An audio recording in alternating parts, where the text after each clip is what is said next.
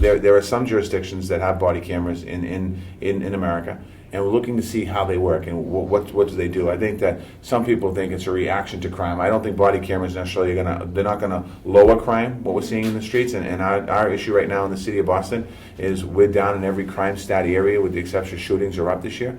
So body cameras aren't gonna prevent shootings from happening, because it's not just simply putting a body camera on a police officer, it's the cost of the body camera, it's the reimbursement supposedly from the federal government, but it's also what's the effectiveness of a body camera. I know it's the trend, and I know everybody thinks this is the whole solution, but all the camera is a gadget. That's all it is. The whole issue is the relationship between the police and minority communities, and I want to say that's not done with a gadget. That's done through a lot of great work and a community ground building. I think we do a great job at that. Me and the mayor the last 2 days were on National Night Out, and we went across 12 different parts of the community. And the outpouring of support we got for the police was reassuring to me. People think we're doing an outstanding job, and so that whole issue of the gadget fixing relationships between communities, I think, is overblown.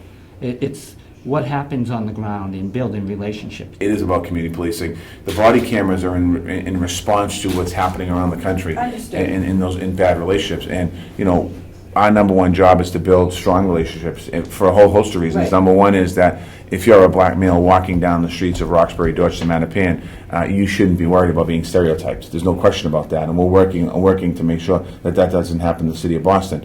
My fear here is having cameras in videotaping and auto recording people is going to stifle people wanting to talk to us.